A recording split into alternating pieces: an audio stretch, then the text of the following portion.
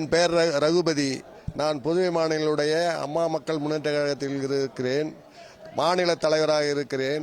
இப்பொழுது அம்மா சின்னம்மாவுடன் அவங்க அணியிலே சேர்ந்து விருப்ப மனு வாங்கி நான் பணியாற்றுகிறேன். எங்களுடைய கட்சி சார்பாக நண்பர்களும் விருப்ப மனு வாங்கி கட்சி பணியாற்றுவதற்காக புதுச்சேரி மாநிலத்திலிருந்து நாங்கள் இங்கு வந்திருக்கிறோம்.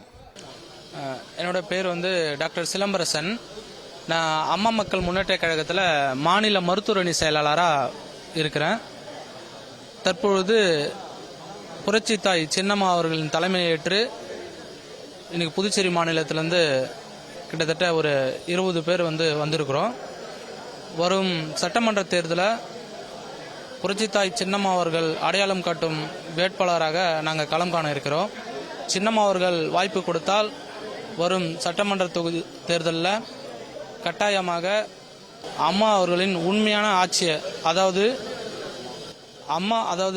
புரட்சி தலைவர் எப்படி முதலாக புதுச்சேரி மாநிலத்தில் கட்சி ஆரம்பித்து ஆட்சியை பிடித்தார்களோ அதுபோல வரும் சட்டமன்ற தேர்தலில் அம்மா அவர்களின் உண்மையான ஆட்சியை புதுச்சேரி மாநிலத்தில் கொண்டு வருவோம் என இந்த தருணத்தில் நான் சொல்லிக்கிறேன்.